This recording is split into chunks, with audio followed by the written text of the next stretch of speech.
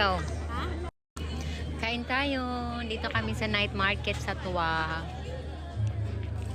Kain kami ng chicken skin at saka bilo-bilo.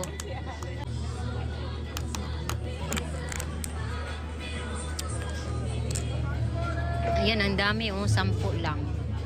Ay, ang daming sahog. Ayoy! Mabusog ka, mabusog. Ayan ang dami. Kain mo tayo, guys. Sulit na din pala nun. Ha? Sulit yung 10. Ayan May billiard pa doon. Diyan kami nag-ano ng bilo-bilo. Dito sa Pinoy Delicacy. Ginanggang at saka shumai, tag-piso ang isa. Chicken skin. Chicken skin.